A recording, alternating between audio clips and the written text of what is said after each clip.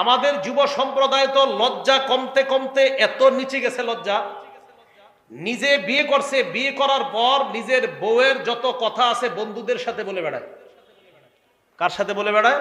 বন্ধুদের সাথে। এক তো বিয়ের সময় নবীজি সাল্লাল্লাহু আলাইহি সাল্লাম বললেন, ইন্না আযমান নিকাহি বারাকা আইসারুহা মাউনা, ওই বিয়ে সবচেয়ে বরকতময় যেই বিয়েতে খরচ কম। আপনি গায়ে হলুদ নামক একটা অনুষ্ঠান করলেন, ভয়ঙ্কর, বিয়ের দিনও বিশাল বড় বড় পার্টি করলেন, আর যাদেরকে দাওয়াত দিলেন সাহেবরা এক জায়গায় বৈশা মুরগির রান খাসির রান ফালানোর মধ্যেই তারা ফ্যাশন খুঁজে পায়, এই অপচয়গুলো আপনি করলেন। এরপরে যাক বিয়ে করার পর পুত্রবধূ, আপনি বিয়ের আগে যখন পুত্রবধূকে দেখতে যায়, মনে রাখবেন ছেলের বিবি হওয়ার আগ পর্যন্ত শ্বশুরের জন্য ওই মেয়েকে দেখা হারাম। শ্বশুর তার পুত্রবধূকে পুত্রবধূ হওয়ার আগ পর্যন্ত দেখা হারাম। শ্বশুর মানে আমি আমার ছেলের পুত্রবধূকে, আমি আমার ছেলের পুত্রবধূ, আমার ছেলে বিয়ে করার আগ পর্যন্ত ওই মেয়েকে আমি দেখা হারাম। এখন আপনারা কি করেন? মেয়েটা দেখা ছবি উঠায়া সবার পাশাপাশি নিজের বাপ ভাই ভাইয়ের বোনের স্বামী টামি সবাইকে দেখান। এটা হারাম, এটা নাজায়েজ, এটা অন্যায়, এটা জায়েজ নাই। মেয়েটা দেখতে গিয়ে ছবি তুইলা পুরো দুনিয়ারে দেখায়, ফেসবুকে বন্ধুদেরকে দিয়া কয় দেখ কেমন লাগে, তোদের ভাবি হবে। এরপর বিয়ে করে, বিয়ে কইরা বাসর রাত হয়। মন দিয়ে শোনেন, হাদিসের বর্ণনা আবু দাউদ শরীফের 2174 নম্বর হাদিস। নবীজি সাল্লাল্লাহু আলাইহি সাল্লাম সাহাবাদের সামনে দাঁড়াইলেন, দাঁড়ানোর পর বললেন, এই সাহাবাদের মধ্যে যারা তোমরা পুরুষ আছো, ইজা আতা ইমরাআ আগলাকা বাবা ওয়া আলকা আলাইহি সিতরা, বিবির কাছে গেলা, যাওয়ার পর দরজা বন্ধ করলা, পর্দা ফালাইলা, এরপর আল্লাহ প্রদত্ত ভালোবাসা তোমাদের মাঝে সম্পর্ক কায়েম হলো। পরের দিন তুমি বন্ধুদের সাথে বসলা, বসার পর বললা ফাআলতু কাজা ওয়া কাজা, আমার এই হয়েছে তোদের ভাবির সাথে, সব বন্ধুকে বলে বেড়াইলা। তোমাদের মাঝে কি এরকম স্বভাব কারো আছে? সাহাবারা সবাই চুপ। নারীদেরকে বললেন, তোমাদের মাঝে এই স্বভাব কাদের আছে? যারা তাদের বান্ধবীদের কাছে তোমাদের স্বামীর সাথে যা হয় এগুলো বলে বেড়াও। সব নারীরা চুপ। এক নারী সাহস করে দাঁড়িয়ে গেল, দাঁড়িয়ে বললেন, ইয়া রাসূলুল্লাহ ইন্নাহুম লা ইয়াতাহাদ্দাসুনা ওয়া ইন্নাহুন্না লা ইয়াতাহাদ্দাসনা, পুরুষদের মাঝে কেউ কেউ এই অপরাধটা করে, নারীদের মাঝেও এই অপরাধটা কেউ কেউ করে ইয়া রাসূলুল্লাহ। নবীজি বললেন, তাই নাকি? কয় হ্যাঁ। নবীজি বললেন, যেই পুরুষ এই অপরাধ করে আর যেই নারী এই অপরাধটা করে, তাদের দৃষ্টান্ত একজন শয়তান পুরুষ আর একজন শয়তান নারী রাস্তায় অপকর্মে মিলিত হইল, আর তোমার বন্ধুরা তোমাকে তাকায়া তাকায়া দেখতেছে। তুমি যদি বন্ধুদের সাথে বিবির কথা বলে বেড়াও, আর বিবি যদি বান্ধবীদের সাথে স্বামীর কথা বলে বেড়ায়, তাদের ভালোবাসা মহব্বত পূর্ণ সম্পর্ক বলে বেড়ায়, নবী বলেন ওই স্বামী পুরুষ শয়তান আর ওই মহিলা নারী শয়তান। তারা নারী পুরুষ অবৈধ কাজে লিপ্ত হলো রাস্তায়, আর বন্ধুরা তাকায় দেখছে। নবীজি বললেন, তুমি এই রিয়াজুস সালিহিন 690 নম্বর হাদিস, নবীজি সাল্লাল্লাহু আলাইহি সাল্লাম বলেন, ইন্না মিন আশাররিন নাস ইনদাল্লাহি মানজিলাতান ইয়াউমাল কিয়ামাহ আর-রাজুলু ইউফজি ইলাল মারআ ওয়া তুফজি ইলাইহি, ওই স্বামী সবচেয়ে নিকৃষ্ট হবে কিয়ামতের ময়দানে আল্লাহর সামনে, যেই স্বামী তার স্ত্রীর সাথে কি হয় না হয় সব বন্ধুদেরকে বলে বেড়ায়। ওই স্ত্রী সবচেয়ে নিকৃষ্ট মহিলা হবে আল্লাহর কাছে কিয়ামতের মাঠে, যে তার বান্ধবীদের কাছে সব বলে বেড়ায় স্বামীর সাথে কি হয় না হয়। এই অপরাধগুলো থেকে আল্লাহ আমাদের সমাজকে বেঁচে থাকার তৌফিক দান করেন। তো বলছিলাম এগুলা কেন হচ্ছে? সবগুলার মূল কারণ লজ্জা না থাকা। বলেন তো সবাই, কি না থাকা? আমি বারে বারে এই কথা বলি, সবগুলার মূল কারণ লজ্জা না থাকা। খুব সংক্ষেপে শুনবেন, যদি পারেন মুখস্থ করে নেবেন, ঘরের মধ্যে কিছু কিছু পারলে টানায় রাখবেন। এক, লজ্জা এমন একটা জিনিস, নবীজি সাল্লাল্লাহু আলাইহি সাল্লাম লজ্জার ব্যাপারে অনেকগুলো হাদিস বলছেন। একজন তাবী ওয়াহাব ইবনে মুনাব্বিহ তিনি বলেন, আল ঈমান ও রিয়ান, ঈমান জিনিসটা একটা খোলা জিনিস, খোলা। লিবাসুহু আত-তাকওয়া, ঈমানের পোশাক হলো আল্লাহকে ভয় করা, সুবহানাল্লাহ। ওয়া জিনাতুহু আল হায়া, ঈমানের সৌন্দর্য হলো লজ্জা। ঈমানের পোশাক তাকওয়া, ঈমানের সৌন্দর্য লজ্জা। 2 নাম্বার শুনেন, মান কাসাহুল হায়া সাওবা, আমি পাঞ্জাবি পরছি, আমার শরীরটা আপনারা কিন্তু দেখতেছেন না। যেই ব্যক্তির লজ্জার পোশাক পরে, লাম ইয়ারান নাস আইবা, এই ব্যক্তির দোষ ত্রুটি তত বেশি মানুষের থেকে আড়াল থাকে, আল্লাহ হেফাজত করে। 3 নাম্বার, আমার সাথে বলেন, বলেন তো স্বতন্ত্র বৈশিষ্ট্য, বলেন সবাই বলেন স্বতন্ত্র বৈশিষ্ট্য।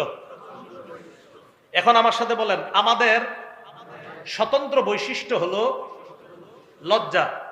আরো জোরে বলেন, আমাদের স্বতন্ত্র বৈশিষ্ট্য হলো লজ্জা।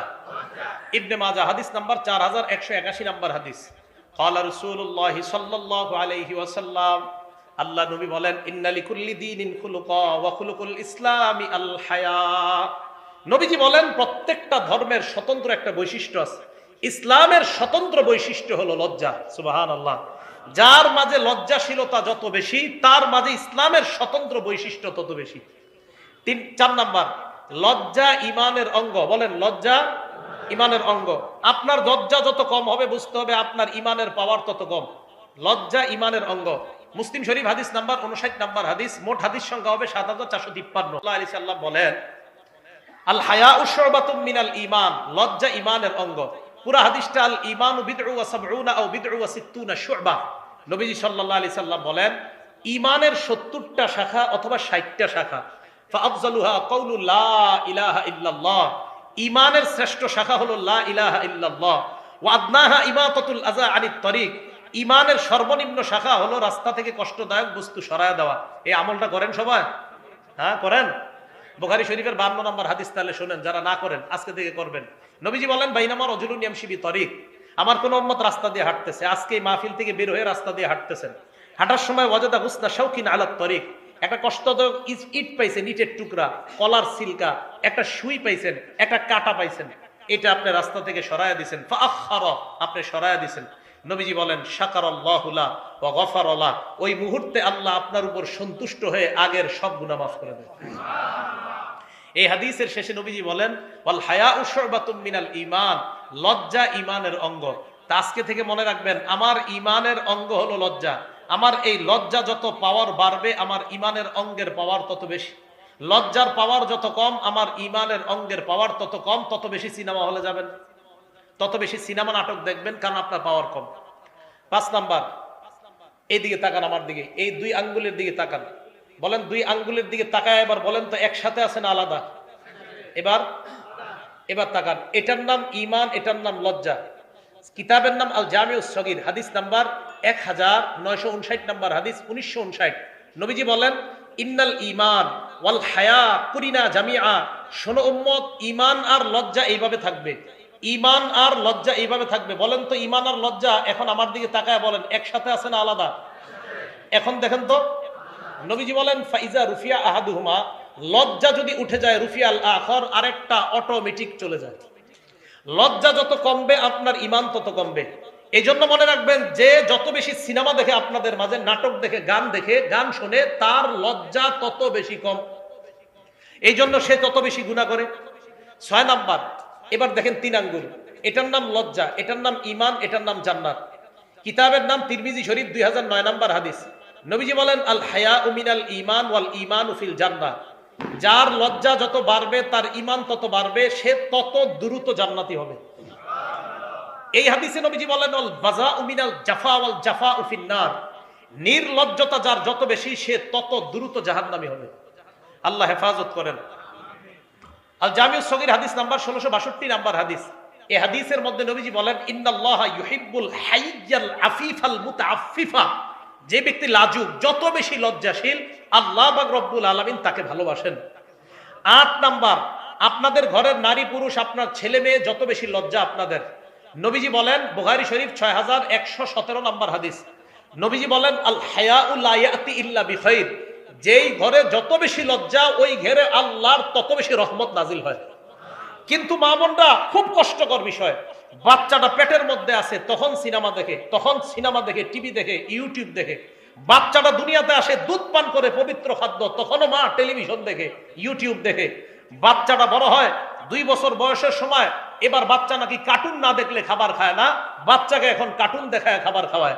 তো ছোটবেলা থেকে এই বাচ্চাকে নির্লজ্জ বানাইতেছেন। এটার বয়স যখন 15 হবে, 12 থেকেই এই বাচ্চা গুনাহকে গুনাহই মনে করবে না। আপনি ছোট থেকে বাচ্চাটারে শেষ করে দিচ্ছেন। মনে রাখবেন বুখারী শরীফের 893 নাম্বার হাদিস, মা বাবা আল্লাহর সামনে দাঁড়ানোর জন্য প্রস্তুত হয়ে যান। এই সন্তান আপনি কিভাবে পারলেন? আল্লাহ হেফাজত করেন। 9 নাম্বার, বুখারী শরীফের 6120 নাম্বার হাদিস। নবীজি সাল্লাল্লাহু আলাইহি সাল্লাম বলেন ইন্না মিম্মা আদরাকান নাস মিন কালামিন নুবুওয়াতিল উলা, আগের যত নবী দুনিয়াতে গেছে, সমস্ত নবী তার উম্মতকে বলছে ইজা লাম তাস্তাহি ফাসনা মা শিতা, তোমার লজ্জা না থাকলে যা মন চায় তুমি তা করো। আপনাদের এই ধানমন্ডির খবর আমি জানি না, লালবাগার মিরপুরের খবর আমি জানি, 25 বছর 30 বছর 22 বছরের ছেলেরা এতটুকু প্যান্ট পরে, এদিকে পরে, হ্যাঁ, এতটুকু প্যান্ট পরে আর সিগারেট টানে এইভাবে নির্লজ্জ আর বেহায়ার মতো। অনেকে আমরা বলি অমুকে world famous actor, world famous actress. ওই ওয়ার্ল্ড ফেমাস অ্যাক্টর যদি এতটুকু প্যান্ট পরে, ওয়ার্ল্ড ফেমাস অ্যাক্ট্রেস যদি এতটুকু প্যান্ট পরে, হ্যাঁ, যেমনি ভাবে ওয়ার্ল্ড ফেমাস সারা পৃথিবীর শ্রেষ্ঠ অভিনেতা, সারা পৃথিবীর শ্রেষ্ঠ অভিনেত্রী, আপনারা আজকে থেকে আরেকটা লাগায়া দিবেন, জি পাশাপাশি তারা দুইজন সারা পৃথিবীর শ্রেষ্ঠ নির্লজ্জ আর বেহায়া। নবী সাল্লাল্লাহু আলাইহি সাল্লাম বলছে, আবু দাউদ শরীফ 4014, আবু দাউদ 4015, আবু দাউদ 4017, আবু দাউদ 4018, সবগুলো রানের ব্যাপারে। রাসূল আকরাম সাল্লাল্লাহু আলাইহি সাল্লাম বলেন যে যখন তাকে আলী, লা তাকশিফ ফাকিজাক, তুমি তোমার রান খুলবা না, ওয়ালা তানজুর ইলা ফাকিজি হাইয়িন, আলী জীবিত ব্যক্তির রানের দিকে তাকাও না, ওয়ালা মাইয়িতিন, আলী মরা ব্যক্তির রানের দিকেও তাকাও না। মরা ব্যক্তির রান দেখা নিষেধ, তো জীবিত ব্যক্তির রান, এই যে ছেলেরা সিগারেট টানে আর প্যান্ট পরে হাঁটে, কত বড় নির্লজ্জের কথা।